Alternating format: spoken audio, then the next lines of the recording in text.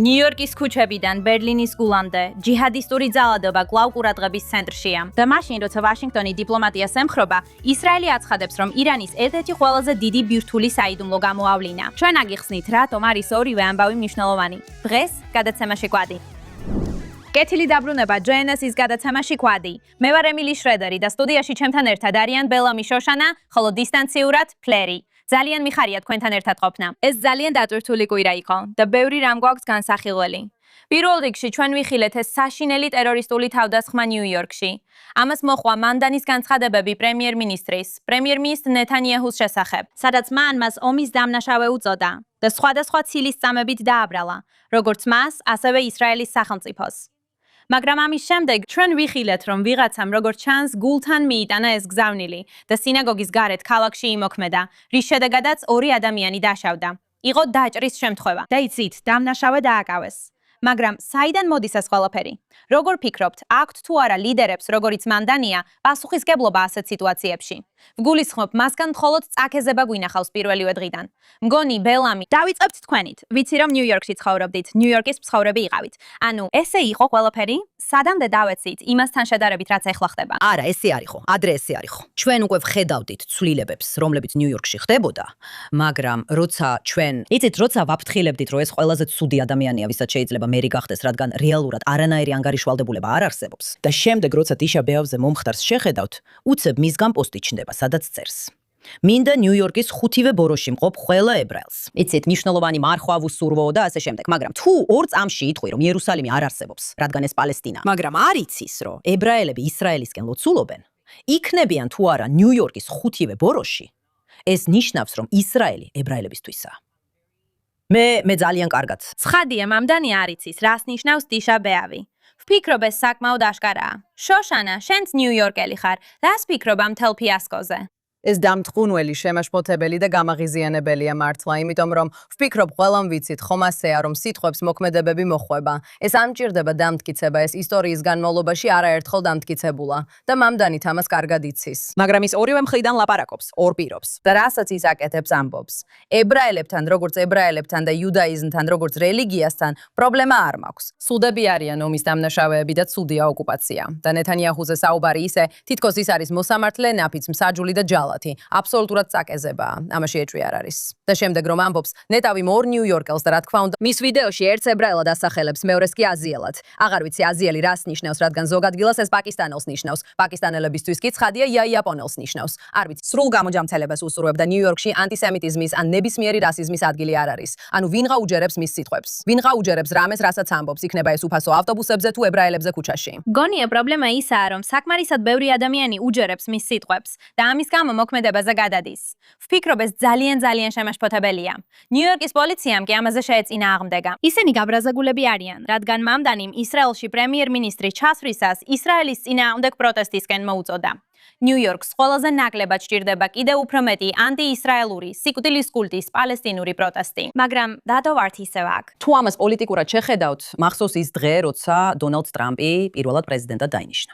ვაშინგტონი ცეცხლში იყო. მას პირდაპირ მოუწია მაღაზიების, სახლების და ყველაფრის დაფარვა ფიცრებით, მაგრამ ამაზე არავინ საუბრობდა. ამაზე. ეს უცებ გაქრა. და მე არ ვაპირებ ამას შევადარო მე-6 იანვრის მოვლენებს წაქეზების თვალსაზრისით. მაგრამ ცოტა უცნაურია, როცა უყურებ ქვეყანას და ხალხს, რომელსაც შეგიძლია იგივე რამე მიყიდო, შეგიძლია აირჩიო, როდის არის ეს ნამდვილი. შეგიძლია, როდის არ არის. ეს საშიშია. შეგიძლია აირჩიო, როდის არის ეს. იმიტომ რომ უცებ, როცა მოძრაობა შავკანიანთა სიცოცხლე მნიშვნელოვანია, მიმდინარეობდა და თელის ძარცვა ხდებოდა და ისინი ამბობდნენ, იცი, ისინი გუჩის ფეხსაცმელებს იპარავენ საჭმლისთვის. ბოდიში, მაგრამ რატო გჭირდება გუჩის ფეხსაცმელი საჭმლისთვის? გულისხმობ. არ ვიცი შენზე, მაგრამ მე კი მჭირდება. ეს მნიშვნელოვანია. ლუბუტენი, მე წინააღმდეგი არ ვარ. უბრალოდ ფიქრობ, რომ მანდანი ზუსტად იცის, ის ხუმრობს, რასაც აკეთებს. ის ზუსტად იცის, რას აკეთებს. ის გამოთვლილია, გათვლილი პოლიტიკოსია და ის ვერ შეასრულებს თავის უფასო ავტობუსების დაპირებას. და ვერ შეასრულებს დაბალი ქირის დაპირებას. ვერ შეასრულებს თავის არც ერთ გიჟურ კომუნისტურ დაპირებას. და რას აკეთებ, როცა ვერ ასრულებ დაპირებებს? ყურადღებას აცილებ. და ამიტომ ყურადღებას გადააქვს ებრაელებზე, რადგან ეს მის ამომრჩევლებში პოპულარულია. ის ძალიან გააზრებულად მოქმედებს. ზუსტად იცის რას აკეთებს. პოლიცია, როგორც თქვენ ახსენეთ, ძალიან გაბრაზებულია მასზე, რადგან ის მხოლოდ ქაოსს ქმნის. მაგრამ რა ხდება სინამდვილეში ნიუ-იორკში? იმის გარდა, რომ ქალაქი უფრო ბინძური ჩანს ვიდრე ოდესმე, და იმის გარდა, რომ შედეგს ვერ აჩვენებთ, არის ის, რომ უმსხვილესი Fortune 500-ის კომპანიები ტოვებენ ქალაქს. Goldman Sachs-ი რა ასოცირდება ნიუ-იორკთან უფრო მეტად ვიდრე Goldman Sachs-ი? ის წავიდა. ისინი ტეხასში ან ფლორიდაში მიდიან, ვერ ვიხსენებ. კაცი ანადგურებს თავის ქალაქს და კოცონიდან ანთებს სიგარეტს. ეს ხდება ახლა. სიგიჟეა. ეს სასაცილოა. მაგრამ ეს არცაა გასაკვირი, როცა მის მთელ იდეოლოგიას და ისტორიას უყურებ. ანუ ის იყო სტუდენტური ორგანიზაცია, სტუდენტები პალესტინის სამართლიანობისთვის ის დამფუძნებელი თავის უნივერსიტეტში. მისი წარსული, რა თქმა უნდა, არაფრით არის პროფესიონალური, მაგრამ ამ წრეებში ძალიან აქტიურობდა. ის ნეპოტიზმის ნაკოფია, რომელსაც ცხოვრებაში არაფრისთვის არ მოუწია შრომა. მას არასდროს ჰქონია ნამდვილი კარიერა და ეხლა ის იგივე პრივილეგირებულობის განცდასა და მენტალიტეტს იყენებს საჯარო თანამდებობიდან. ეს ძალიან საშიშია. და რაც ყველაზე მეტად დამემახსოვრდა მისი ვიდეოდან, ის იყო, რომ ეს არ იყო მხოლოდ ნარატივის დამახინჯება, ან ნეგატიურ საკითხებზე კონცენტრირება, ან მათი კონტექსტიდან ამოგლეჯა, რასაც ჩვეულებრივ ხედავთ ანტი-ისრაელურ მიკერძოებაში. ხო, ეს იყო პირდაპირი ტყუილები. ბენიამინ ნეთანიაჰუ ომის დამნაშავეა. ის არის პალესტინელი ხალხის წინააღმდეგ საშინელი გენოციდის არქიტექტორი. ის პასუხისგებელია 73,000-ზე მეტი ადამიანის მკვლელობაზე, 10,000-ობით ბავშვის დასახიჩრებაზე. უამრავი ადამიანის დამშებებაზე, რადგან მათამდე საკვესა და ჰუმანიტარულ დახმარებას არ უშვებდა. ყველაფერი ეს, როცა ჩვენ, როგორც ამერიკელები, ვიხდით ფულს იმ ბომბებისთვის, რომლებიც კლავენ. ნეთანიაჰუ ომის დამნაშავეა. არა, სინამდვილეში ის არაა. ეს იურიდიული განსაზღვრებაა.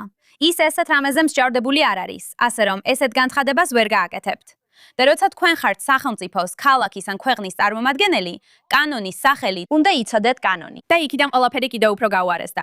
იცით რომ არის შიმშილი და მშიერი ადამიანები, რომ ჰუმანიტარულ მუშაკებს კლავენ. ეს ყველაფერი სისულელეა. რასაც ის ამტკიცებდა ყოველგვარი მტკიცებულების გარეშე და არავინ აგებინებს პასუხს ამისთვის. არავინ აგებინებს მათ პასუხს, რადგან სიტყვებს აღარობს აღარ აქვს მნიშვნელობა. ადრე სიტყვები ძალადობად ითვლებოდა, ხომ ასეა. ასე იყო ადრე, მაგრამ ეხლა აღარავის აინტერესებს, არც უსმენს და არც უნდა რამე რაც რაიმე იმეს ნიშნავს. ასე რომ მამდანი საუბრობს ისეთ საკითხებზე, რომლებსაც მანჰეტენთან არანაირი კავშირი არ აქვს, არც ბოდიში იმ 5 რაიონთან, ანუ ნიუ-იორკთან. არანაირი კავშირი არ აქვს 5 რაიონთან. ხო, ვიცი. კიდევ რაღაც არის. და სინამდვილეში ის უბრალოდ ვითხვი, როგორც თქვენ თქვით, როგორც ადამიანი, რომელმაც ბავშვობის დიდი ნაწილი ნიუ-იორკში გაატარა. ეს დამანგრეველია, იმიტომ რომ ვფიქრობ, რომ ერთი რამ, რასაც ამერიკისა და ნიუ-იორკის გაესგარეთ მყოფი ადამიანები ნამდვილად ვერ იგებენ, არის ის, რომ მიუხედავად იმისა, გინდათ თუ არა ისაუბროთ იმაზე, თუ როგორ აშენდა კოლონიზაციის გზით, მე ეს მესმის. მაგრამ საბოლოო ჯამში ადამიანები, რომლებიც შეერთებულ შტატებში ჩამოვიდნენ, მარფა უკეთესი ცხოვრების აშენებას სურდათ და ისინი გვერდ მუშაობდნენ, ებრაელები, იტალიელები, ირლანდიელები და სხვები. რთული იყო, რასობრივი დაძაბულობა არსებობდა, მაგრამ მათ ეს გადალახეს. და ეხლა მგონია, რომ ნიუ-იორკი და ამერიკა ისევ უბრუნდება იმ რასობრივ დაძაბულობას, ისევ ებმება ამ განხეთქილებებში იმის საპირისპიროდ, რაც ერთად ავაშენეთ. და ეს არის საზოგადოებისთვის დასასრული. ეს არის საზოგადოების დასასრული. რაც მართლა სასაცილოდ მეჩვენება. ანუ, ნახეთ, ყველამ ვიცით, რომ ეს ყველაფერი ნეთანიაჰუს დაპატიმრების შესახებ უბრალოდ შოუ იყო, ფარსი იყო. მას არასდროს ჰქონდა ამის უფლება. არც არასდროს ეკნებოდა. ეს ხუმრობა იყო. თავიდანვე ყველაფერი ასე იყო. ის კლოუნია და ეს ხუმრობა იყო. მაგრამ რაც ინტერნეტში ვნახე და ძალიან მომეწონა, ისაა, რომ მან იტალიელები ძალიან გააბრაზა, რადგან გააკეთა ეს რუკა იმიგრანტებზე, რომლებიც მსოფლიო ჩემპიონატზე ფეხბურთს უყურებენ და მან Little Italy არ ჩაწერა. არც ებრაელები ჩაწერა, რა თქმა უნდა. ანუ მან ნიუ-იორკის დამფუძნებლები, იტალიელები და ებრაელები არ ჩაწერა, მაგრამ იტალიელები გაგიჟდნენ. და რაღაც მიზეზით ამ გაბრაზებული იტალიელების ალგორითმში მოხვდი მანდანის მიმართ. ისინი გაბრაზებულები და მე არიან. ამას ვთქვები. ამ ყველაფრის თითოეულ წუთს ვთქვები. ეს ძალიან ლამაზია, მაგრამ ისევ იმაზე მიდის საუბარი, რომ ებრაელები პირველები არიან, ისინი არიან დამწყებები, თითქოს ჩვენ ვართ ისინი, ვინც განგაშცემთ, მაგრამ შემდეგ თქვენ ხართ. ყოველ ჯერზე, როცა ჩვენ მივდივართ აქ, შემდეგი ხართ და კარგი ის არის, რომ თუ ებრაელების დემონიზება საკმარისად დიდხანს გააგრძელებ, ისინი ასე იქცევიან. ისწავლი. ხო, ძალიან სწრაფად ისწავლი. ხო, სამწუხაროდ, ეს ბოლო 48 საათში ვნახეთ. ვგულისხმობ ბერლინში გეი პრაიდის ღონისძიებაზე ეს თავდასხმა ვნახეთ. აღმოჩნდა, რომ ისლამისტი ტერორისტის მიერ იყო ჩადენილი. სამწუხაროდ ნახეთ, რომ ამ საზოგადოების ბევრი წევრი ამაზე თითქმის იმედგაცრუებით რეაგირებდა. სასაცილოა. იყო ვიდეოკლიპი, სადაც ახალგაზრდა ქალი წუწუნებდა თუ როგორ ეწყინა, რომ ტერორისტული თავდასხმა მართლაც არაბმა მუსლიმმა ჩაიდინა და არა თეთრკანიანმა ადამიანმა. Diese Nachrichten zu bekommen, dass beim CSD ein Auto reingerast ist, ein Mann in einem Auto. Und was auch für mich schockierend war, ist, dass das Erste, was ich gedacht habe, war, hoffentlich ist es kein Kanake, hoffentlich ist es eine christliche weiße Person, aber es war es nicht. და აი აქ ისევ ჩანს ინტერსექციონალობა. ჩვენ ყველა ერთსა და იმავე ბრძოლას არ ვიბრძვით, მაგრამ ასეთ მომენტებში ერთმანეთის გვერდით ვდგავართ. და ეს ძალიან ლამაზია. ეს უბრალოდ სიგიჟეა რაც ხდება. მაგრამ შენ ზუსტად მართალი ხარ, ეს ებრაელებზე იწყება და იქ არ მთავრდება. ეს არასდროს მთავრდება. ეხლა კანადაზე გადავდივართ. ეხლა იქ ორი საცხობი იყო, მე ორი ბეიგელის მაღაზია. რომლებიც დაცხილეს. ანუ რამდენიმე სინაგოგაც დაცხილეს. ისინი აკეთებენ ამას, აგრძელებენ სროლას ებრაულ დაწესებულებებსა და ბიზნესებზე ღამის შუაგულში. როცა იციან, რომ იქ არავინ იქნება. ასე რომ, თითქოს ჩანს, რომ ისინი აცდილობენ ვინმეს მოკლას, მაგრამ აშკარად განზრახვა არის. შეაშინონ, და წარადგინონ, ხო. ტერორი დათესონ, რომ დაადუმონ ეს თემები. ეს ნამდვილად ნორმალიზაციისთვისა. არ დაგავითხდეს. როგორ ნორმალიზდება ეს ყველაფერი, რადგან ადრე შოკში ვარდებოდით, გვაოცებდა, გვზარავდა. როცა ამ ამბებს ვიგებდით, მაშინვე რაღაც უნდა გაგვეკეთებინა. ეხლა კი ეს ჩვეულებრივი სამშაბათი ვითაა. სწორედ ამაზე და რადიკალიზმის ნორმალიზებაზე საუბრისას, მინდა ვთქვა, რომ იყო ასეთი შემთხვევა. ეს ინციდენტი მოხდა კორნელის უნივერსიტეტის სტუდენტთან დაკავშირებით. მას სტაჟირება შესთავაზა ებრაელების საკუთრებაში არსებულმა კომპანიამ და მან ახლა უკვე ცნობილი პასუხი გასცა. მე არ მინდა ებრაელთან ვიმუშაო. ეს ამბავი ძალიან ვირუსულად გავრცელდა. მას შემდეგ გამოქვეყნდა ვიდეო, სადაც ფარული ჟურნალისტი მას მის შეხედულებებზე კითხვებს უსვამს. მოდით ნახოთ და შევაფასოთ, რამდენად ნანობს ის თავის საქციელს. ქონდა რაიმე უარყოფითი რეაქცია შენი სკოლის მხრიდან? როგორ გამოეხმაურა სკოლა ამ ყველაფერს? მხოლოდ ერთი შეტყობინება იყო და ისინი ატარებენ. გუნდმაც დაგიკავშირდა. მაგრამ ამ დროისთვის მათ ქვეს რომ მათ მხარეს არაფერი ხდება. ფიქრობ იმიტომ რომ არაფერი მithkoms, რაც სიძულვილად შეიძლება ჩაითვალოს. ერთადერთი რასაც ვიღებ არის აუნაზღაურებელი სტაჟირებები, სადაც ებრაელებისთვის უნდა იმუშაო. ფაქტობრივად თითქმის სულ ებრაელები არიან. ხო. კომპანია, სადაც მანამდე მუშაობდი, ასევე ებრაელების მიერ იყო მართული. ხო, ამიტომაც გამოთავისუფლეს. უბრალოდ უნდა შეხედო ფაქტებს და გააცნობიერო, რომ ძალაუფლებაში მოსვლის შანსი არ გაქვს. გულისხმობ, თუ არ გინდა ის პატარა კუდი ატარო, ხო ასე? წადი აკოცე. კედელს, ხო ასეა. გულისხმობ, ოფისში ყველა ბავშვი ხუმრობს ებრაელებზე. მართლა? ისინი ყველა რასისტი იყვნენ. ამიტომ ვფიქრობ, რომ ასია, ნუ იდარდებ. ჩვენ კარგად ვიქნებით. უმერებისთვის და ყველა უფროსი თაობისთვის. ხო. მათ აქვს мотивация, რომ არ შეხედან სიმართლეს, უბრალოდ იმიტომ, რომ იგნორირებით, ზამბერს ირებენ. ნატალია. როგორც ჩანს, დღესდღეობით სამსახურის მიღების ერთადერთი გზა ებრაელებისთვის მუშაობაა. ალბათ ამიტომ ვართ აქ ყველა. ხო, ჩვენ ყველა მათი ვართ შექმნილი. ყველაფერს მართალი ვართ. ჩვენ პროფესიონალი ებრაელები ვართ. იახ, არა, ეს ნამდვილად შემაშფოთებელია. ძალიან შემაშფოთებელია იმის ნახვა, რომ ამ ადამიანებს არა მხოლოდ აქვთ ასეთი მიკერძოებული შეხედულებები, არამედ კიდევ უფრო ამყარებენ მათ. Wernigaben. მან მოაგროვა $25,000, შენ მიდი სამსახურში. მე მიყარხარ. ნამდვილად ვწდიდი. შენი წინააღმდეგ $25,000 მაქვს ჯიბეში. ცოტა უნდა ვიმოგზაურო. მოусმინა, მე ძვირადღირებული გემოვნება მაქვს. 25,000 საკმარისი. არ არის, საკმარისი. არა. მაგრამ თუ ცოტა მაღლა ავწევთ, შეგვიძლია ვილაპარაკოთ. არა. ეს საოცარია, იმიტომ რომ მართლა მახსოვს მაშინაც კი, როცა მე იცი, როცა ის ჩემი ნაძირალა იყო, ვფიქრობდი, რომ ყველაფერი რაც უნდა გააკეთო, არის ებრაელების წინააღმდეგ დადგე და აჩვენო სიძულვილი, რაც გაქვს ებრაელების მიმართ. და ამისთვის დაგაჯილდოებენ. 48 საათზე ნაკლებ დროში თითქმის $10,000 ჰქონდათ შეგროვებული. მაგრამ ის, რასაც ის ამბობს ახალგაზრდა თაობის შესახებ, სინამდვილეში მართალია. და ვფიქრობ, სამწუხაროდ ამის შესახებ უნდა ვისაუბროთ, ხომ ასეა? უნდა ვაღიაროთ ეს, უნდა ვისაუბროთ ამაზე, უნდა გავიგოთ, საიდან მოდის ეს ყველაფერი. ეს არის TikTok-ი, ეს არის Instagram-ი, ეს არის სოციალური მედია, ეს არის კატარის დაფინანსებული კამპუსები. ეს ყველგან არის. ეს არის დეჰუმანიზაცია. გულისხმობ. ის რომ იცი, ის საუბრობს იმაზე, როგორ ხუმრობენ ბავშვები ამაზე. და ყოველთვის ამბობენ, ხო, ებრაელი ეს, ებრაელი ის. თითქოს მე ასე არ გავზრდივარ და ასე არ მილაპარაკია. არანაირი უმცირესობის შესახებ. და რომც მე თქვა, ჩემი მშობლები გამარხამდნენ. ასე რომ ის იდეა, რომ ეს უბრალოდ ასეა, ხო? მშობლები რას აკეთებენ? ისე ნორმალიზებულია. იციან რა აკეთებენ მათი შვილები თუ არ აინტერესებთ. ანუ იცით რას ამბობენ თქვენი შვილები თუ არ გაღელვებთ. რას ამბობენ თქვენი შვილები? ღამის 10 საათია. იცით სად არიან თქვენი შვილები? ხო, არავინ, ვინ ახსოვს ეს? მე მახსოვს ეს, მაგრამ მე იცით, ჩვენ მაგიდასთან ვხედავთ და თუ ჩემი შვილებიდან რომელიმე მსგავს რამეს იტყვის, ძალიან სწრაფად უსწორებენ. ეს არ შეიძლება და მართლა ვფიქრობ, რომ თქვენ სახლში უნდა ელაპარაკოთ თქვენ შვილებს და უთხრათ, ჰეი, გესმოდა ასეთი რაღაცები? ჰეი, რას ფიქრობ ამაზე? და ეს საუბარი აუცილებლად უნდა გქონდეთ, რადგან თუ არა ვიღაც სხვა დაელაპარაკება მათ ამაზე და გავლენას მოახდენს თქვენ შვილებზე. მე ვფიქრობ, რომ ისეთი ინსტიტუტები, როგორიცაა ალ-ჯაზირა, რომელიც რა თქმა უნდა კატარის სახელმწიფოს მიერ ფინანსდება, ყოველთვის უნდა ახსენებდნენ ხალხს ამას, როცა ამ თემას ვახსენებთ. რაც მათ გააკეთეს, ჯერ არაბულ ენაზე დაიწყეს და შემდეგ გააფართოვეს სხვა ენების პლატფორმებზე. ზუსტად ეს არის. ეს არის სხვადასხვა ადამიანთა ჯგუფების დეჰუმანიზაციის ნორმალიზაცია, რაც გულწრფელად რომ ვთქვათ, ისლამისტი სუპრემაცისტებისთვის მიუღებელია სხვადასხვა მიზეზით. ეს შეიძლება იყოს ახლო აღმოსავლეთის ქრისტიანები, იეზიდები, ქურთები ან ებრაელები. უმეტესად ეს ებრაელები არიან. ეს ჩვენით იწყება. და ეს უბრალოდ ტოქსიკურია. ტოქსიკურია, როგორ მიეცა ამის გავრცელებას დასავლეთის სამყაროში, სრული თავისუფლება და კონტროლის გარეშე. Flair, შენ ძალიან ბევრს აკეთებ უნივერსიტეტებში. ცდილობ ხალხი ისრაელში მიიწვიო როგორც გონივრული ალტერნატივა, რაც ჩემი აზრით შესანიშნავია. რას ისმენ სტუდენტებისგან? ეს ჩვეულებრივი რიტორიკაა, რომელსაც ებრაელი სტუდენტებიც კი აწყდებიან უნივერსიტეტებში. ჩვენ ხედავთ, რომ ზოგიერთი სტუდენტი კოლეჯში 1 წლის შემდეგ გადაყვანას აპირებს, რადგან არ სურთ ასე ცხოვრება.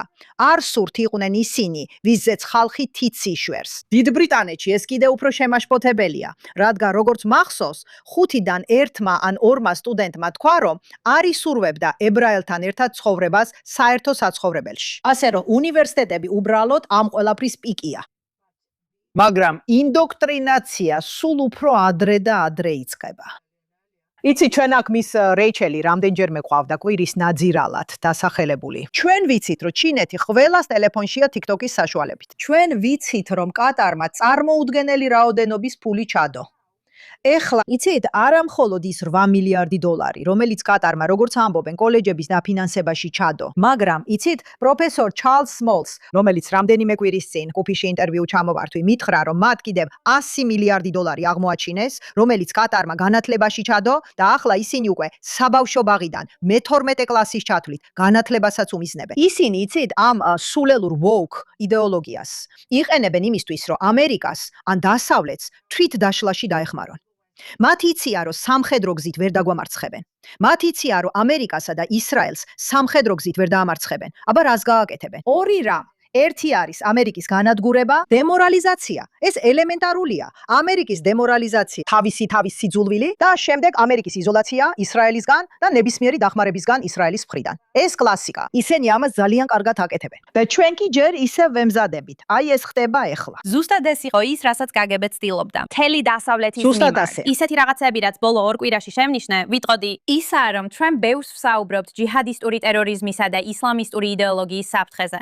და ეს ის თემაა, რომელსაც კატარი ნამდვილად ცდილობს გაავრცელოს. ისევე როგორც სხვა გავლენის კამპანიებს, რასაც ისლამური რესპუბლიკა და სლამური რესპუბლიკა და სხვა ისლამური სახელმწიფოები აწარმოებენ. მაგრამ ჩვენ ხედავთ დიდ ზეწოლას რადიკალური მემარცხენეობისკენ. მე არ გულისხმობ უბრალოდ უფრო სოციალისტურ ეკონომიკურ პოლიტიკას. მე კომუნიზმს გულისხმობ. და ჩვენ ხედავთ, რომ ეს ორი ერთიანდება ისლამო-მარქსისტულ იდეოლოგიად, რომელიც, როგორც იცით, ამჟამად ამის მაგალითია ზორან მამდანი და დესა. და მე ვფიქრობ, რომ ბევრი ებრაელთა სიძულვილი და სხვა სახის სიძულვილიც, რასაც ახლა ვხედავთ ამერიკის შეერთებულ შტატებში, სწორედ ამას უკავშირდება. თუ დააკვირდებით, ადრე ისინი ამაზე ჩუმად იყვნენ DSA-ის წევრები. არ ამხელდნენ თავიანთ პოზიციებს ამ საკითხებზე. ისინი სრულიად უტიფარნი არიან. ინტერვიუში ისინი სრულად და თავისუფლად აღიარებენ, რომ სურთ აშშ-ს სენატის გაუქმება. ისინი სურთ გააუქმონ არსებული ეს იყო ჩემი. მე ვიფიქრე, რა შეიძლება იყოს ეს? მართალია, ეს ალბათ უბრალოდ სენსაციური სათაურია. არა. სას თანათავმჯდომარეს დღეს დილით ჰქონდა ინტერვიუ, სადაც საუბრობდა გაგი, სენატის გაუქმებაზე, პრეზიდენტის ინსტიტუტის გაუქმებაზე. ისინი აპირებენ ICE-ის გაუქმებას. ისინი სურთ, რომ შეერთებულ შტატებში ყველა ადამიანი ლეგალური გახდეს, მიუხედავად მათი სტატუსისა. კიდევ რამდენიმე სხვა ზომა, რომლის გატარებაც სურდათ, მაგრამ ყველა ამ ზომის მთავარი აზრი. არანაირი ციხეები. პოლიცია, ხო? რა ხდება? ისინი მათი გეგმა. ეს არის ის, რაც მათ არიციან. უტოპიურ საზოგადოებაში. უტოპიური საზოგადოება. ალბათ, ეს როგორც არის. ეს უბრალოდ ის არის. ჩვენთვის ყველაზე საინტერესო ის არის, რომ თითქოს 1930-იან წლებში ვცხოვრობ. მაგრამ მათთვის ყველაზე დიდი საფრთხე ის არის, რომ ისრაელი სუვერენულია, ხოლო ებრაელები რეალურად არა. ეს სრულიად ფართო სპექტრია. ხო. ზუსტად. დიახ. გულისხმობ, შეხედეთ რა ხდება ავსტრალიაში. თუ შემიძლია უბრალოდ. იცით, მივიყვანო ეს ლოგიკურ დასასრულამდე. ასე რომ ავსტრალიაში მათ რეალურად ჩაატარეს სამეფო კომისია ანტისემიტიზმისა და ერთიანობის საკითხებზე. რომელმაც აღმოაჩინა შემზარავი ანტისემიტური ინციდენტები. და არა მაგალითად ვიღაცამ ებრაელი ბეიგელი დამიძახა მაგალითად, როცა ბავშვი ვიყავი. ებრაელი ბეიგელი დამიძახეს, მაგრამ ქალები საკუთარ სისხლში ისხდნენ მშობიარობის შემდეგ, რადგან მედები მათთან მისვლაზე უარს ამბობდნენ. ან ბავშვებს ბანაკებში სცემდნენ. იცით, სახეში პირდაპირ ურტყამდნენ იმაზე ლაპარაკის გამო, რომ ის ებრაელია. ან უნივერსიტეტის სტუდენტები ამბობდნენ, რომ მათზე აფუთხებდნენ და ნაცისტური მისალმებით ეგებებოდნენ კამპუსში. ისინი საუბრობენ ჩვენების შემდეგ დღეების განმავლობაში სხვადასხვა ასაკის, სხვადასხვა ადგილას, სხვადასხვა პოზიციაზე მყოფი ადამიანების ჩვენებებზე, რომლებიც ანტისემიტიზმს ეხება. ეს ყველგან არის გავრცელებული და ამაზე არავინ საუბრობს. და ეს იმდენად აშკარაა, როგორც უკვე ვთქვით, არსებობს ლოგიკური დასკვნა ამ წაქეზებიდან, ვიდეოებიდან. ამაზე ვისაუბრებთ ჩემს ნაძირალას ნაწილში. რა ხდება ქსელებში და ანტისემიტიზმი, რომელიც აღწევს ადამიანების სახლებში, პირდაპირ მათ წინ, სკოლებში და ის, რომ ვეღარ მიდიხარ საავადმყოფოში, რადგან არ იცი, მოგხედავენ თუ არა. ერთმა ქალმა თქვა, რომ მას ჩაუყენეს ინტრავენური სისტემა, როგორც ისე ხშირად არასწორად როგორც. ანუ არასწორად ჩაყენება. როგორც იცი, ერთ ამბავს ისმენ და ფიქრობ, კარგი, მაგრამ ვერ შეძლებ ასობით ამბის უგულებელყოფას. ხო. და ის ორი მედდა, რომლებიც ამბობდნენ, ხო, იცი, ჩვენ სიონისტებს გეენაში ვაგდებთ, რაც ჯოჯოხეთია. ეს ჩვენ ამას ვერ დავაიგნორებთ და ვერ ვისაუბრებთ ისე, თითქოს ეს სხვისი პრობლემაა. ეს ეხლა, აქა და ეს ყველას ჩვენი პრობლემაა. სანამ ჩვენს გმირებსა და ნაძირალებზე გადავიდოდეთ, მინდა აღვნიშნო, რომ პრემიერ-მინისტრი სტუმრობს შეერთებულ შტატებს არ დააკავებენ, მიუხედავად იმისა, რაც მამდანის უნდა, მაგრამ ის ეწევა ალბათ პრეზიდენტს. და გვაქვს ახალი ცნობები იმის შესახებ, რომ ისრაელმა თითქოს იცის, სად გადაადგილდა ზოგიერთი მაღალგამდიდრებული ურანი, სადაც ზოგიერთი ამ ცენტრიფუგა მიწისქვეშაა განთავსებული, ასევე წერაქვები და სხვა ობიექტები. და სანამ გავაგრძელებთ, უბრალოდ მინდა და შეგეკითხოთ, რას ფიქრობთ, რა მოხდება? ანუ რას მოვისმენთ ისეთი, რაც ჯერ არ გვსმენია პრემიერ-მინისტრისგან ამ მომავალ ვიზიტზე ვაშინგტონში? არ ვიცი, ფლეერ შენი აზრი რა არის? მე ახლა ხან ვაშინგტონში ვიყავი. მოусმინე, არ ფიქრობ, რომ რაიმე განსაკუთრებულს მოვისმენთ და მგონია, რომ ტრამპის სტრატეგიის ნაწილი ამ ეტაპზე ისაა, რომ ირანს თავისით უტევს, არის ის, რომ თითქოს ცოტა დისტანცია შექმნა, სულ მცირე, როგორც ეს გარედან ჩანს. იმ მუდმივი ბრალდებების გამო, რომ ჩვენ მართავთ ყველაფერს და ეს ჩვენი ომია და ყველაილა ის სისხლის ცილისწამება, რომელიც არ წყდება, ამიტომ ფიქრობ, რაზეც არ უნდა ისაუბრონ, ჩვენ რეალურად ვერ გავიგებთ. შეიძლება მცირე საჯარო შეხვედრაც გქონდეთ და ნახავთ როგორ მოიქცევიან ტრამპი და ბიბი, იცით? მათ შორის ქიმია როგორი იქნება, მაგრამ ვფიქრობ ისინი რაღაცა დიდს გეგმავენ, რადგან ეს უბრალოდ ვერ დარჩება ასე. პასუხი პასუხზე. კითხვა ასეთია. ბიბის საარჩევნო გრაფიკი და ტრამპის შუალედური არჩევნების გრაფიკი ერთმანეთს ემთხვევა. და ფიქრობ პრობლემა ისაა, რომ ისინი არ ემთხვევა. დიახ, ნამდვილად ასე ჩანს. ანუ ამ ეტაპზე ცოტა იმედგაცრუებული ვარ, რადგან გონია, რომ ყოველ კვირას იგივე მეორდება. ბევრ რამეზე ვარ იმედგაცრუებული, შოშანა. მერტო, შოშანათი ვარ იმედგაცრუებული. არა, მაგრამ ეს იგივე ისტორია, რომელიც სულ მეორდება, იცი? და მართალი ხარ, მგონი ვადებთან დაკავშირებით. საარჩევნო ვადები ერთმანეთს ეწინააღმდეგება. მაგრამ მგონი მოგვიწევს დაველოდოთ და ვნახოთ. ანუ რა მოხდება ამასთან დაკავშირებით? იმედია, როგორც იანვრიდან მოყოლებული ვამბობ. ძალიან გამიხარდება თუ შევცდები. გთხოვთ, დამინდკიცეთ, რომ ცდები. არ ვარ ძალიან ბედნიერი იმით, როგორც საქმეები მიდის, მაგრამ იცით, ნახავთ რა მოხდება. არ ვიცი. ყოველ ორ წამში ესეთი ვარ. ვფიქრობ, ეს შენი მემკვიდრეობაა. ეს არის შენი მემკვიდრეობა. აწმკო. ეს არის შენი. გთხოვ. მე ვფიქრობ, რომ ისინი რაღაცას გააკეთებენ. ნამდვილად ასე ვფიქრობ, ხო? არ მგონია ასე დასრულდეს ყველაფერი. არ მგონია, რომ ისინი რაღაცას იცით, ურთიერთგაგების მემორანდუმს გააფორმებენ და ძმობა მეგობრობას ითამაშებენ. არ მგონია, რომ ეს მოხდება. უბრალოდ კითხვა ისაა, როდის ზუსტად იქნება ეს და როგორ. ვფიქრობ, ალბათ რაღაც ფარულს გააკეთებენ. მაგალითად, იცით, რაღაცას ადგილზე გააკეთებენ. და შემდეგ ალბათ, როცა ირანის რეჟიმი მიხვდება, რა ხდება, მაშინ ალბათ ცოტა ხნით ისევ რაკეტებზე გადავალთ. გადავიდეთ ჩვენს ყველაზე საყვარელ სეგმენტზე, ნაძირალებსა და გმირებზე. დავიწყოთ ჩვენი კვირის ნაძირალებით. შოშანა, გიდა დაიწყო? ჩემი ამ კვირის ნაძირალა არის Uncivilized Media, ატარული გამოცემა. The Uncivilized Media, ნამდვილად შესაფერისი სახელია, თუ ოდესმე ასეთი გამიგონია. რადგან მათი შეშლილი ვიდეო, სადაც ისრაელებს დებს დემონიზებენ და ამტკიცებენ, რომ თელ აზიაში და ევროპის მთისმწვერვალებზე ბილიკებს ვიკავებთ, უბრალოდ სიგიჟეა. მათთვის არსებობს მხოლოდ ორი ტიპის ისრაელი. ომის დამნაშავე, რომელიც ბრძოლის შემდეგ ისვენებს და ლიბერალი, რომელიც წარუმატებელ დემოკრატიას გაურბის. შეხედეთ ამას. ისრაელები მხოლოდ კოლონისტები არ არიან ისრაელში. ისინი გადაადგილდებიან და კოლონიზაციას უწევენ მსოფლიოს.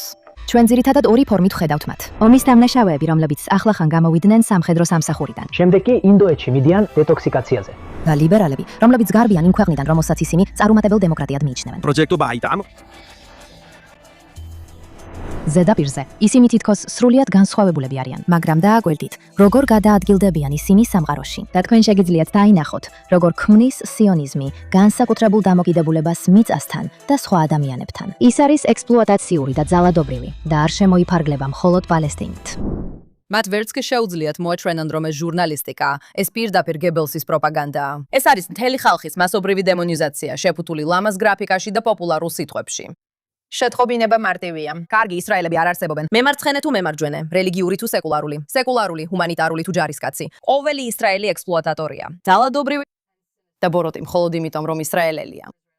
აი ასეც რიან თამაშის წესებს, მეგობრებო. გუშინ რასიზმი ნიშნავდა ადამიანების შეფასებას მათი ეროვნებით. დღეს ეს არის სოციალური სამართლიანობა თუ საქმე ეხება ისრაელელებს. და ისრაელელებს უკვე თავს ესხმიან, ავიწროებენ და აძევებენ რესტორნებიდან და სასტუმროებიდან მთელ მსოფლიოში, მხოლოდ მათი წარმოშობის გამო. მაგრამ ეს არის მათი მიზანი. წარმოიდგინეთ, რომ $1000 დოლარს ხარჯავთ ვიდეოს პოპულარიზაციაზე, რათა მილიონობით ადამიანს ასწავლოთ, რომ ისრაელელები ადამიანებად კი არა, არამედ ბურუთ მოქმედებად აღიქვან. და სწორედ ეს არის აზრი, რომ მსოფლიომ ისრაელელები აღიქვას როგორც პირდაპირი საფრთხე მათთვის. სადაც არ უნდა იყვნენ. ისე თითქოს მათი ცხოვრების წესი საფრთხის ქვეშაა იმ ადამიანებისგან, რომლებიც შეიძლება მათ გავდნენ, მაგრამ სინამდვილეში მათნაირები არ არიან. ეს ფაქტობრივად პირდაპირი ნაცისტური პროპაგანდაა და პროპაგანდა ინდოქტრინაციას ახდენს და სწორედ ამას აკეთებენ ისინი. და ისტორიას ამისთვის სახელი აქვს. დეხუმანიზაცია. ყოველი სისასტიკე, რაც კი ოდესმე მსოფლიოს უნახავს, აქედან იწყება. ეს ვიდეო აშკარა მაგალითია. სხვა მაგალითები უფრო დახვეწილია, მაგრამ ისინი ყველგან არიან და თავიანთ საქმეს აკეთებენ. სულ უფრო მეტი ადამიანი ამართლებს თავდასხმებს ისრაელელებზე, სადაც არ უნდა იყვნენ ისინი. გთხოვთ, იყოთ ფრთხილად და ისტორიის ორ მხარეს დადგეთ. Wow. მე ვცახცახებ. მაპატია. ვიდეო საშინელი იყო, საშინლად ცუდი. და მე ამას დავამატებ, რადგან ჩემი ამ კვირის არამზადა არის ტალა ხადურა, რომელიც არის ჟურნალისტი, ანუ იმ ვიდეოში ჟურნალისტი. ის სინამდვილეში ამ uncivilized medias თანადამფუძნებელია. მე მგონია, რომ ისინი კატარში არიან რეგისტრირებულები. ცოტა გამოვიკვლიეთ, მაგრამ ისინი თავად აცხადებენ, რომ პალესტინაში არიან. თუ მათ სოციალურ ქსელებს დააკვირდებით. ეხლა, ეს ტალა თავად სინამდვილეში ლიბანელია. მაგრამ ესეც დეხუმანიზაციას დიდი ხანია ეწევა. კერძოდ ისრაელთან დაკავშირებით. გულისხმობ თუნდაც მის სოციალურ ქსელებს, რომ გადახედოთ, თითქმის ყველაფერი ისრაელის აკუიატებულ კრიტიკას ეხება. და შემდეგ, 2024 წლის მაისში, მან კიდევ ერთი დოკუმენტური ფილმი გადაიღო იმ ტიპის, როგორიც ახლახანს ნახეთ, იმის შესახებ, თუ როგორ იტაცებს ისრაელი ბავშვებს. და ახლა ის კიდევ ერთ სიღრმისეულ გამოძიებას აზიარებს ისრაელის სიბილწეზე, ამჯერად არაბი ებრაელების წინააღმდეგ.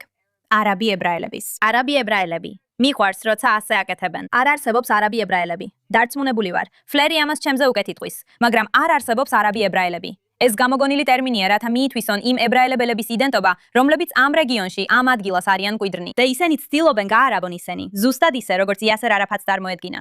შეწყვიტეთ ამ ტერმინის გამოყენება. ეს კოლონიალისტური ტერმინია. ეს არის მცდელობა წაშალონ ებრაული იდენტობა. და მართლა ძალიან დავიღალე ამის მოსმენით. ვინც ამას აკეთებს, წერს არაბი ებრაელები. ამას შეგნებულად აკეთებს. კარგი, ასე რომ ის ამ კვირის ნაძირალა, ტალა ხადურა. ხო, ეს არის, ხო გესმის, ესეთ ვიდეოს ვერ გააკეთებ, თუ ვიღაცის გული არდევს მასში, ხო ასეა. ის უყურებს ვიდეოს, ის უყურებს კამერას და შენ ფიქრობ, მომერთო ჩემო, ისრაელები მოდიან რომ წამიყვანონ. მართლა ასე გძნობ, არის ერთი დიდი. ჩვენ ამის შესახებ ვიცით. ისინი აზიის ბილიკებზე და ევროპის მთისმწვინ მწვერვალებზე დადიან და შენთან მოდიან. ბოდიში, ცდილობდი მათ ბუხას გაკეთებას. ანუ არავინ მოდის შენს წასაყვანად, ჩვენ არ გვაინტერესებს. ვენ არ გვაინტერესებს. ხო, მართლა. ვიცი, ისინი სულ მოგზაურობა უნდათ. ესეა, მართლა ესეა. ეხლა შენ მითხარი, ვინ არის შენი ნაძირალა? ჩემი ნაძირალა მეგინ კელია. კარგია. არა პირველი შემთხვევა, ალბათ არც ბოლო იქნება, მაგრამ ეხლა როგორც ყოველთვის, ეხლა ის მსხვერპლია, რადგან ამტკიცებს, რომ ბენ შაპიროს არასდროს ექნებოდა პლატფორმა და ის არასდროს გახდებოდა ის ადამიანი, ვინც არის რომ არა მისი შოუ. მაგრამ იმის გამო, რომ მან სრულად ამხილა კენდის ოუენსი, ამხილა ტაგერ კარლსონი, ეხლა მასზე იერიში მიიტანეს. მასზე სცენაზე იერიში მიიტანეს. რა იყო ეს turning points-ზე? და მასზე პირდაპირ იერიში მიიტანეს. ეს ტაქტიკა არ არის. არა. მან გააკრიტიკა ის იმის გამო, რომ Tucker Carlson's რეალური პოზიციის დაფიქსირება არ სთხოვა. და ამ ეტაპზე ის იმდენად სწორ გზას ასცდა, როგორც ადამიანი, რომ უკვე ეს შენი მეგობობარია, მაგრამ აშკარად ჩანს, რომ მთელი კატარის მანქანა ამ ყოველფრის უკან დგას. რადგან არიან ადამიანები, რომლებიც პირდაპირ ამბობენ, დიახ, აბსოლუტურად მართალი ხარ, ის თითქოს დემონია. ბენ შაპირო არის პრობლემა, არა შენ. ეს შემთთვის ძალიან სამწუხაროა, როგორც ადამიანისთვის, ვინც ბენ შაპიროს დიდი ხანია იცნობს და ბენის ჩამოყალიბებაში დაეხმარა. 100%. ის ჩემ შოუზე ვარსკვლავი გახდა. Kelly Filey. ძალიან მწუხარ რომ ეს მოხდა. და როგორც ჩანს, საერთოდ არ არის საჭირო, რომ სხვის გადაცემაში სტუმრებს აკონტროლო და სცადო დააგნინო ისეთი საინტერესო ადამიანი, როგორიცაა ის. მაგრამ და ამას კომპლიმენტად ვამბობ, როგორც პირს მორგანი, რომელიც სრულიად უწყინარე. რატო? არა, მე ვაკრიტიკებ ისრაელს. არა, შენ უფრო შორს წახვედი, რადგან შეთქმულების თეორიებში ჩაიძირე, რომლებიც მთლიანად სისხლის ცილის წამებაა. ასე რომ ანტიებრაული და ებრაელებისა და ისრაელელების დეხუმანიზაციაზე გაცილებით მეტია. და მერე ბოდიში ამ მომენტში მართხოვს უხვარ, რაღაც ძალიან უგემოვნოს ვიტყვი. შენი ნიკაპის იმპლანტი არასწორი მიმართულებით გეკაჩება. შეწყვიტე ფულის გადახდა იმისთვის, რომ ტრანსგენდერ ხალხს გავდე. დაჯექი და დაფიქრდი შენს ქმედებებზე. ბოდიში. არ მოიბოდიშო გოგო. Ho, Megyn Kelly's. მართლა ეს თვითონ სულელობა გაკეთდა მისი ხო, მხრიდან. ვეთანხმები. მან თავის თავთან მიმართა ყველაფერი. ის მართლა უბრალოდ. ის უბრალოდ უფრო ჯიუტად იცავს თავის პოზიციას. იმის ნაცვლად რო თქვას, უი, დაიცადე, შეიძლება ძალიან შორსავეთი. და ეხლა ვეღარავინ, ვისაც გონება აქვს, ვეღარ უყურებს კიდევ რას აკეთებს. Ho. იცი, თავის შოუში სხვა რაღაცებსაც აკეთებს. ვგულისხმობ მაგალითად ჩემთვის, ვიღაცამ რამდენიმე დღის წინ ვიდეო გამომიგზავნა, სადაც ის მენოპაუზის შემდეგზე ლაპარაკობდა. მან ჰორმონებზე შოუ გააკეთა. ეს ჩემთვის ძალიან გამოსადეგი იქნებოდა, ვერ ვუყურებ. უბრალოდ ვერ ვუყურებ. როგორც არ უნდა იყოს. Flair. ვინ არის შენი ნაძირალა? კარგი.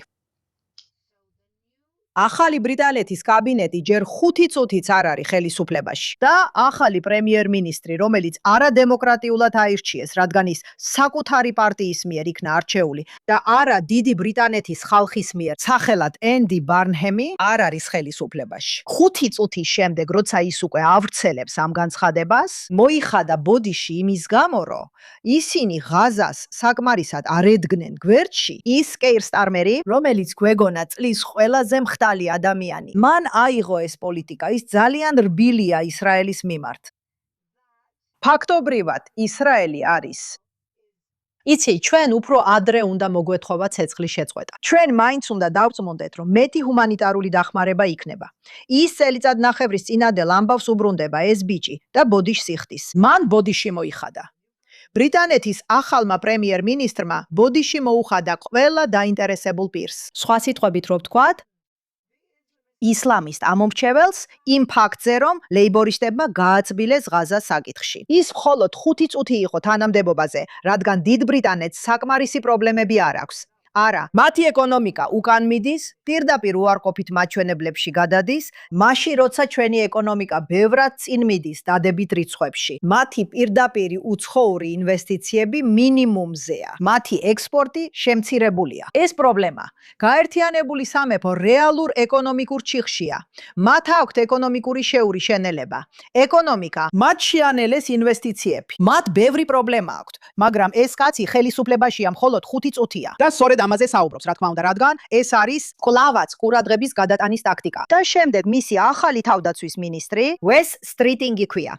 არ მგონია ოდესმე სამხედრო სამსახურში ყოფილიყოს და ის გუში ვნახე, ცდილობს ტრამპს მოეწონოს, რადგან აშკარად მიხვდა, რომ უსაფრთხოების მხრივ პრობლემაში არიან. თუ ამერიკა წავა, ეს კაცი გამოვიდა და თქვა, ან ვიდეო გავცელდა, სადაც ამბობდა, რომ ჩვენ უბრალოდ გენოციდს უყურებთ ჩვენს თვალწინ. და როცა კიდევ ერთხელ კითხეს ამ ვიდეოზე, ეხლა როცა ის თავდაცვის მინისტრია, მან თქვა, მე ჩემს ნათქვამზე ვჩები. აი ესეა. კვირის ნაძირალები, თავდაცვის მინისტრი, მდივანი, ვეს სტრიტინგი, ენდი ბარნემი, ახალი პრემიერ-მინისტრი, ლეიბორისტების სუსტი მთავრობა. ჯერ 5 წუთიც არ არის, რაც ხელისუფლებაში არიან. ქვეყანა დაღუპვის გზაზეა. მათი უსაფრთხოება და ენერგეტიკა ნამდვილად სერიოზული ეგზისტენციალური საკითხია დიდი ბრიტანეთის ეკონომიკისთვის. და რაზე ლაპარაკობენ ისინი? ღაზა. დიახ, იმიტომ რომ ეს მოსწონთ იმ ხალხს, ვინც მათთვის უნდა აგრძელებდეს ხმის მიცემას. მათ ჯერ არ გაუცნობიერებიათ, რომ ისინი მხოლოდ სასარგებლო იარაღები არიან, ბევრად უფრო დიდ თამაშში. ესენი ჩემი კვირის ნაძირალები არიან. ესენი ძალიან კარგი და ღირსეული ნაძირალები არიან. მე ვფიქრობ, რომ არა. თუმცა, სულაც არ არის არასწორი. ბოდიში მოიხადო იმის გამო, რომ ცეცხლის შეწყვეტა უფრო ადრე არ მოგითხოვია. მე ამაზე შეგეწინააღმდეგები. ვფიქრობ, ცეცხლის შეწყვეტის მოთხოვნის საუკეთესო დრო იყო 6 ოქტომბერი. ეს მართლაც შესანიშნავი დრო იქნებოდა. მათ შეეძლოთ დაებრუნებინათ მძევლების ცხედრები და მძევლები, რომლებიც იქ იყვნენ 6 ოქტომბერს. ისინი, ვინც წლების წინ იყვნენ აყვანილი, ავერამი და გისტუ, ჰიშამ ალასაიდი და დაღუპული ჯარისკაცის ცხედრები. მათ ეს მძევლები და ცხედრები მრავალი წლის განმავლობაში ჰყავდათ. ვფიქრობ, ეს მართლაც კარგი დრო იქნებოდა, რომ გაერთიანებულმა სამეფომ ცეცხლის შეწყვეტა მოეთხოვა. მართლაც ბევრის გაკეთება შეეძლოთ. და მთელი უპატივცემულობით, რაც არ უნდა ერქვას ამ შმოქს ბოდიში. ზუსტად 1 წლის წინ მე იმ დახმარების წინ ვიდექი. მე იმ დახმარების წინ ვიდექი, რომელიც მზეზე ფუჭდებოდა, იატაკზე კი საფენები ეყარა. იმიტომ რომ თუ მართლა გსურთ ჰუმანიტარულ დახმარებაზე საუბარი, ჩაჯექით თვითფრინავში და იქ წადით, რომ საკუთარი თვალით ნახოთ, საკმარისია. ხო, ხედავთ, ეს ისევ ყურადღების გადატანის ტაქტიკა, ისევ იგივეა. და ყურადღების გადატანის ფაქტორია. ბრიტანეთი იშლება. მე უბრალოდ იქ ვიყავი და რაც სიგიჟეა, როცა მე Heathrow-ს აეროპორტში და მივხვდი, რომ ალბათ ათასობით ადამიანიდან, ვინც იმ დროს იქ იყო, მეც იქ ვიყავი. ალბათ მე იქ მყოფი რამდენიმე ათეული ებრაელიდან ერთ-ერთი ვიყავი. იქ იყვნენ ასობით და ათასობით ადამიანი მთელი მსოფლიოდან. ისინი არ გავდნენ მე, არ ეცვათ ჩემსავით, არ ლოცულობდნენ ჩემსავით, მაგრამ ჩვენ ვართ მსოფლიოს ყურადღების ცენტრში. ხო. და ეს იმიტომ ხდება, რომ ამ ქვეყნებში მცხოვრები ყველა ადამიანი სარგებელს იღებს, როცა მზის შუქი, ან უნდა თქვა ყურადღების ცენტრი, არ ანათებს მათზე, მათ შეუძლიათ გააკეთონ რაც უნდათ. და ეს არის ებრაელი. და ასე ვგზნობდი თავს აეროპორტში სიარულისას. ებრაელი, რომელსაც ყურადღების ცენტრი აქვს მომართული და ყველა დანარჩენი თავიანთ ლამაზ ტანსაცმელში ან იქნება არც ისე ლამაზ ტანსაცმელში და თავიანთი მსოფლ მხედველობით, რომელიც ასე განსხვავდებოდა ჩემისგან. არაფერი. ჩვენ ცნობილი ადამიანები ვართ. სოფლიო. და ეს სიგიჟეა. ხო. სუდად ცნობილი. შეიძლება ვთქვა? გავაგრძელოთ, სანამ დავასრულებთ და გადავიდეთ ჩვენი კვირის გმირებზე. შოშანა, ვინ არის შენი გმირი? კარგი, ჩემი გმირი არის მოსამართლე ბობი შიმაგრაბი. იმედია სწორად ვამბობ, რადგან მან აჩვენ სინამდვილეში ის ბრიტანელია, ის ბრიტანელი მოსამართლეა და მან აჩვენა როგორი უნდა იყოს სამართლის უზენაესობა. უშიშარი, პრინციპული და არ იხრება პოლიტიკურად მოტივირებული ძალადობის წინაშე და მან მიუსაჯა სასჯელი იმ მამაკაცებს, რომლებმაც ირანელი ჟურნალისტი დაჭრეს, ზარატი. მან ეს თავდასხმა ზუსტად ისე შეაფასა, როგორიც იყო, რაც იყო თავდასხმა, რომელიც ირანის რეჟიმის სასარგებლოდ განხორციელდა ჟურნალისტის წინააღმდეგ, რომელიც თავის საქმეს ასრულებდა. და როცა მან ისაუბრა, მან ეს ძალიან ნათლად გამოხატა. ეს არ უნდა მოხდეს. ეს ძალადობაა პოლიტიკური მოტივით, ეს კულტურულად მოტივირებულია და ეს მიუღებელია. და მან, როგორც ჩვენ ვამბობთ, შტატებში კანონის მთელი სიმკაცრით მიუდგა მათ. არ ვიცი ბრიტანეთში თუ იყენებენ ამ გამოთქმას, მაგრამ აქაც გამოდგება. ის მზადაა დაიცვას თავისუფალი გამოხატვა და სიტყვის თავისუფლება, მაგრამ არა ძალადობა. ეს მიუღებელია. გვაქვს პატარა ვიდეო ჩანაწერი, მინდა გაჩვენოთ, რამდენად მკაპიოდ ისაუბრა მან იმაზე, რა არის სწორი, რა არასწორი, რა არასწორი, რა არის კარგი და რა ბოროტი. ჩვენ ყველანი მადლიერები უნდა ვიყოთ მის მიმართ. იმედი მაქვს, ეს იქნება მომავალი, სადაც ადამიანები აღიარებენ, რა არის არასწორი და რა არის მიუღებელი და ჩვენი ქუჩები სუფთა იქნება, ხოლო ციხეები იქ, სადაც საჭიროა და არა ღია. თქვენ არ გადიმჟღავნებიათ, რამ განაპირობა ის, რომ ზურგი შეაქციეთ საზოგადოებას, რომელშიც გაიზარდეთ. სკოლაში და კოლეჯში სწავლობდით, მუშაობდით და სადაც თქვენს ოჯახს შეეძლო თავისუფლად და მშვიდად ეღიარებინა თავისი სარწმუნოება. თქვენ უთხარით პრობაციის ოფიცერს, რომელმაც მომხსენებლის ანგარიში მოამზადა, რომ პალესტინაში ძალადობამ გაგაბრაზათ და დაგთრგუნათ და ეს მიგიყვანათ იქამდე, რომ შეყვარებოდათ და გაგეზიარებინათ ის რიტორიკა, რომელსაც სიძულვილის მქადაგებლები, როგორიცაა ალ-ალაგი, იყენებენ გონებების მოწამვლისთვის. გასული წლის აგვისტოში თქვენ უკვე ახლო მეგობრები იყავით კაცთან, რომელმაც მალე საშინელი ტერორისტული თავდასხმა განახორციელა ებრაელთა თემის წინააღმდეგ თქვენს მშობლიურ ქალაქში. თქვენი ურთიერთობები, რომლებიც ვიდეოზეა დაფიქსირებული მეჩეთში, 9 აგვისტოს აჩვენებს ორ ერთნაირად ჩართულ და ენთუზიაზმით სავსე მამაკაცს, რომლებიც რელიგიური და პოლიტიკური მიზეზებით ბრიტანულ სამხედრო ობიექტზე შემზარავ თავდასხმას გეგმავენ.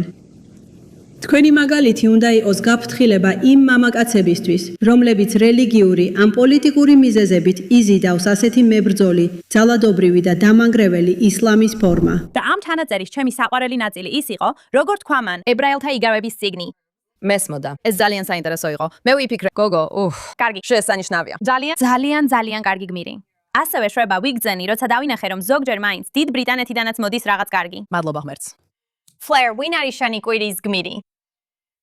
მე ცოტა ხარბი ვიქნები, რადგან ორ გმირს შორის არჩევა ვერ შევძელი. ისინი ორივე ძალიან განსხვავებულები არიან და სრულიად განსხვავებული სფეროებიდან მოდიან. მაგრამ ორივე ძირითადად ის ადამიანები არიან, ვინც მზად არიან სიმართლისთვის იბრძოლონ. ასე რომ ცოტა მომითმინეთ. პირველი ვან ჯონსია. ვან ჯონსი, იცით, ამერიკელი ჟურნალისტია, რომელსაც ძალიან ვცემ პატივს, მიუხედავად იმისა, რომ პოლიტიკურად ის უფრო პროგრესულ დემოკრატიულ მხარეს დგას, მაგრამ ისიც კი გამოვიდა გასულ კვირას და თქვა ჩვენ გაგიჟებულები ვართ. დემოკრატიული პარტია დაკარგულია. თუ ვერ გააძევებს ამერიკის დემოკრატიულ სოციალისტებს, დემოკრატიული პარტია დაკარგულია. თუ ამბობს, რომ პოლიცია არ უნდა არსებობდეს. რასაც ადრე ამბობდი, ემილი. დემოკრატიული პარტია დაკარგულია. თუ ისრაელის სიძულვილი დემოკრატიული პარტიის დღის წესრიგის პირველ პუნქტად იქცევა. და შემდეგ თქვა მეორე დღეს დაბრუნდა.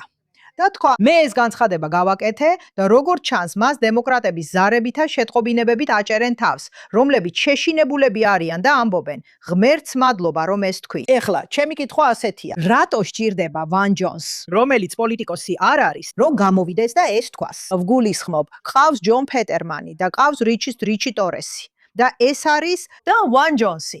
ასე რომ ზოგჯერ საჭიროა ვიღაცამ გამოვიდეს და თქვას, რომ იმპერატორი შიშველია. და ეს არის ის, რაც დემოკრატიულ პარტიაში ხდება. მან ხმამაღლა თქვა და მიუთითა იმაზე, რომ ისინი გაგიჟდნენ. ეს სიგიჟეა. ასე რომ ეს მხოლოდ ერთი ადამიანია. და ვიღაც სრულიად სხვა სფეროში, მაგრამ ცოტათი იგივე საქმეს აკეთებს, როგორც ბოი ჯორჯი, რომელიც ახლახან გამოვიდა. იცით, ბოი ჯორჯი ამბობს, მე ყოველთვის ებრაელების მეგობარი ვიყავი, დამანებეთ თავი. ისრაელი ყოველთვის იქნება ქვეყანა, რომელთანაც ვიმუშავებ, წავალ და შევიყვარებ. და მას დიდი კრიტიკა მოხვა. და რაც ყველაზე მეტად მომწონს მასში, ის კიდევ უფრო მტკიცედ დგას თავის პოზიციაზე. და ეხლა მან შექმნა სიმღერა სახელად We Shall Dance Again. რამდენიმე ისრაელელ თანამშრომელთან ერთად. ის კიდევ უფრო მტკიცედ დგას თავის პოზიციაზე. მინდა რომ ორივე ეს კაცი გმირებად მივიჩნიო, რადგან ისინი საუბრობენ ისეთ სივრცეებში, სადაც ყველა იმალება, ხოლო ისინი გამოდიან და მამაცები არიან. მე მიყვარს ბოი ჯორჯი. ხო. საოცარია, ხო. და მას საერთოდ არ ადარდებს.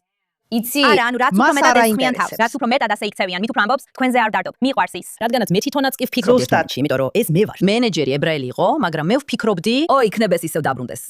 და ის დაიწყებს უკან დახევას. არა, ის საქმეშია. ის კიდევ უფრო მტკიცედ დგას თავის პოზიციაზე და არაპირებს უკან დახევას. და ძალიან მომწონს. ცოტა სხვანაირია, სრულიად განსხვავებული არქეტიპია, მაგრამ ცოტათი რაპაპორტს მახსენებს. ის არაფერზე არ ღელავს. რაც არის, ის არის. ესეთია, როგორიც არის. შეგიძლია გიყვარდეს ან გძულდეს, მას არ აინტერესებს. ბელამი, ვინ არის შენი გმირი? ჩემი გმირი ნიკ მატალია. ნიკ მატალი საოცარი ადამიანია. წლების განმავლობაში ჩუმად ვადევნებდი მას თვალს, სანამ მან დიდი პოპულარობა მოიპოვა. ის ციფრული კონტენტის შემქმნელია და ადამიანი, რომელიც თავად ებრაელი არ არის, მაგრამ დაქორწინებულია ებრაელზე, ამით ძალიან ამაყობს. და მას ძალიან დიდი ცოდნა აქვს არა მხოლოდ გეოპოლიტიკაში, არამედ ყოველთვის აღწევს ზუსტად იმ საკითხის გულში, რაზეც მისი ოპონენტი საუბრობს. არის ერთი ვიდეო ფრაგმენტი, გთხოვთ დააკვირდით. სიტყვა ებრაელი არ არსებობდა დაახლოებით 1500-იან წლებამდე. სინამდვილეში 1524 წელს. გამოიგონეს. სინამდვილეში. ეს იქნებოდა ორიგინალური კლავიატურა. ეს სინამდვილეში ორიგინალიდან მოდის. ებრაულიდანაა და სინამდვილეში ბაბილონის ტყვეობიდან მოდის. შენ არასწორი ხარ. ივრითი. მას ებრაული არ ეწოდებოდა, მას ივრითი ერქვა. ებრაელები როცა ისინი. ჯანდაბა, მორჩა შენი საქმე. ძმაო, შეიძლება სწრაფად ტელეფონი ამოვიღო. რას ამბობ? ებრაულად სიტყვა ებრაული. ეხლა ინცეფცია, ხო? ჩვენ მივდივართ. წრეზე დავდივართ. არსად მივდივართ. ხო ძმაო. დიდი ხანია შეხვდებით. მინდა თქვა ძმაო, შენ უბრალოდ ცდილობ შეცვალო განმარტებები. ო, ვიცი. ებრაემა, დოლ. კარგი, დაასრულე მაინც. კარგი ეს არის. როგორ ფიქრობ? მე დავიღალე შენნაირი ხალხით კაცო. კი. წარმატებებს გისურვებ ძმაო.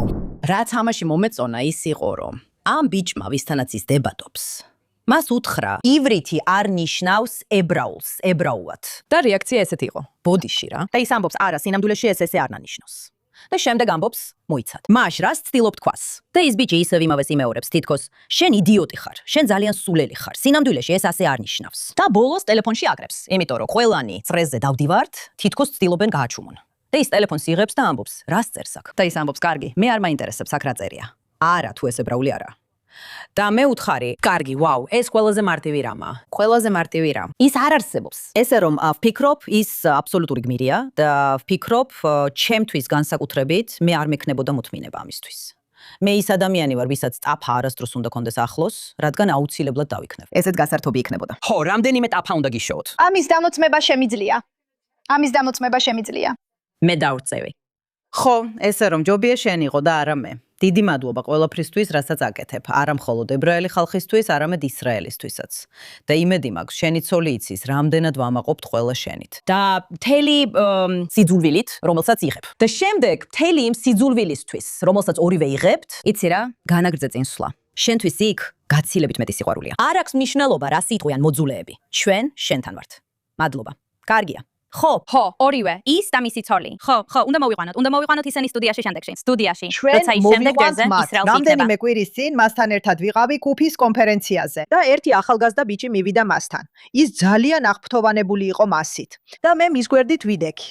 ბარში ბილიარდს ვთამაშობდით და მან კითხა მე მისი დედა ვიყავი თუ არა. თუ მე ნიკ მატალის დედა ვიყავი, ვიფიქრე ღმერთო, ნეტავ მართლა ასე ასაკიანი გამოვიყურები. არა, რა შეუფერებელია. მაგრამ ნიკი ძალიან მიყვარს. სიამოვნებით ვიქნებოდი ნიკის დედა. ისე საყვარელია. ის შესანიშნავია. ის მართლაც შესანიშნავია. ამ კვირაში ჩემი გმირი, კონგრესის წევრი თიმ შიჰია. მან სიკვდით გამოსვლა გამართა წარმომადგენელთა პალატაში ირანში ომზე. ის თავად ვეტერანია. ჩვენ ჩავრთავთ მისი გამოსვლის ფრაგმენტს. ერთ-ერთი იმ სიონისტური სამაჯურებიდან. ის ირანული EFP-ით შუაზე გაიჭრა. ეს რეჟიმი, რომელსაც ვებრძვით, არ აინტერესებს ჩვენი პარტიული პოლიტიკა. მათ არ აინტერესებთ ვის მისცით ხმა. ვის მიმართ ლოცულობთ, ან სად ცხოვრობთ. ისინი ჩვენგან ყველას მოკლას აპირებენ და ისინი ამას მხოლოდ არ ამბობენ. ისინი რეალურად აკეთებენ ამას. და ისინი ამას უკვე 47 წელია აკეთებენ. ეს არჩევანით დაწყებული ომია. დემოკრატები მართალნი არიან. ეს არჩევანით დაწყებული ომია. რომელიც დაიწყო რადიკალმა შეშლილმა ტერორისტთა ჯგუფმა, რომელმაც 47 წლის წინ დაიპყრო ლამაზი ქვეყანა. ძირითადად, პირველად რომ ნახე ეს გამოსვლა, სინამდვილეში ცრემლები მომადგა. იმიტომ რომ ხედავ ადამიანს, რომელსაც ასე აშკარად პირადი კავშირი აქვს ამ საკითხთან. პირველ რიგში, რომელმაც სიცოცხლე საფრთხეში ჩაიგდო ამერიკის შეერთებული შტატების დასაცავად და რომელიც ხედავს. ძალიან ნათლად ხედავს ისლამური რესპუბლიკის იდეოლოგიასა და მენტალიტეტს და იმას, თუ როგორ წარმოადგენს ის პირდაპირ და დაუყოვნებელ საფრთხეს ამერიკის მოქალაქეებისთვის. ერთის მხრივ ეს რომ მესმის, შვება. ხოლო მეორეს მხრივ თითქოს კიდე უფრო დიდი ტვირთია, რადგან თითქოს შეგახსენეს, რომ არა მხოლოდ ირანში მყოფ ირანელებთან მუშაობ, არამედ ირანულ დიასპორასთანაც მთელი მსოფლიოს მასშტაბით. და ვისმენამ საშინელ ისტორიებს მათი გამოცდილების შესახებ და ზოგ შემთხვევაში იმაზე, რაც ახლა ხდება, იმ ინფორმაციის გათვალისწინებით, რაც მე მაქვს. მაგრამ ასე ხშირად არ მესმის ამერიკული მხარის შესახებ და იმის, თუ როგორ იმოქმედა ამან ამერიკელების ცხოვრებაზე და როგორ დაანგრია ოჯახები მთლიანად. არა მხოლოდ ბოლო წლებში ერაყის ომთან ან ავღანეთში ამერიკელი ჯარისკაცების მონაწილეობასთან დაკავშირებით, არამედ 47 წლის განმავლობაში. ეს რეჟიმი ხელისუფლებაში მოვიდა ამერიკელი მოქალაქეების გატაცებით და მათი მძევლად დაჭერით ამერიკის საელჩოში 1 წელზე მეტი ხნის განმავლობაში. ესეთი იყო ეს რეჟიმი პირველი დღიდანვე. ეს არ ეხება ისრაელს, ეს არც კი ეხება ებრაელებს, ეს ეხება ამერიკის შეერთებულ შტატებს. და თუ შენ ზრუნავ შენს ქვეყანაზე, ზრუნავ შენს ხალხზე და გინდა რომ მშვიდობასა და უსაფრთხოებაში იცხოვრო, ერთადერთი გზა რომ ეს გრძელვადიან პერსპექტივაში შეძლო, არის ის რომ მტკიცედ და უშიშრად დაუდგე წინააღმდეგ ისლამურ რესპუბლიკას და ყველაფერს, რასაც ის წარმოადგენს, რადგან ის ცდილობს შენი განადგურება. ამიტომ მინდა მადლობა გადაუხადო ამ კონგრესის წევრს მისი გულწრფელი სიტყვებისთვის. სიმამაცისთვის და იმისთვის, რომ საკუთარი გამოცდილებითა და ტრამვითაც კი აჩვენა, რამდენად მნიშვნელოვანია ეს საკითხი თითოეული ამერიკელისთვის. ესე რომ წარმომადგენელო ტიმ შიჰი, თქვენ ხართ ჩემი კვირის გმირი. ეს აბსოლუტურად დაუჯერებელია. და ვფიქრობ, რა? მანამდე სანამ ემოციურად აივსებოდა, როცა ამბავს ხვებოდა, მან მოიხსნა თავისი მეგობრის სამაჯური, რომელიც დაღუპული ჯარისკაცი იყო. მან იმდენი კონტექსტი დაამატა ზუსტად ყველაფერს, რაც ეხლა თქვი, იმიტომ რომ როგორც მან თქვა, მე ამაზე არ ვსაუბრობ, როგორც ადამიანი, რომელიც მე არ დამთანხმებია ანგარიშის გაკეთებას. შენ ვერ შეძლებდი, ჩვენ არ შეგვიძლია. უნდა გაგვაცნონ ეს ყველაფერი. მან ეს ყველაფერი გამოიარა, ნახა და განიცადა. და ეს იმდენად ამაღელვებელი იყო, რომ ცრემლებამდე მივედი, როგორც თქვი, ძალიან ემოციური გამხადა, რადგან ვიფიქრე, ვაუ, როგორ შეიძლება, რომ ამდენი ადამიანი ესეთი ბრმა იყოს. და ამ დროს ვიღაცა გიყვება ყველაფერს, რაც შენზე ზემოქმედებს, რაც შენზე გავლენას ახდენს. რატო? იმიტომ რომ ამერიკელი ხარ. ხო, არ საკმაოდ ბევრი ადამიანი ამას არ ისმენს. ასე რომ, ხო, კარგი გმირი იყო. მიხარია რომ ვირუსულად გავრცელდა, მაგრამ ამ კვირისთვის უნდა დავასრულოთ. მაგრამ უკვე შეგვეძლო საათობით გვესაუბრა, მაგრამ მართლა უნდა დავასრულოთ. ასე რომ, მადლობა რომ შემოგვიერთდით JNS-ის გადაცემაში კვადი და მომავალ კვირას ისევ ვნახავთ.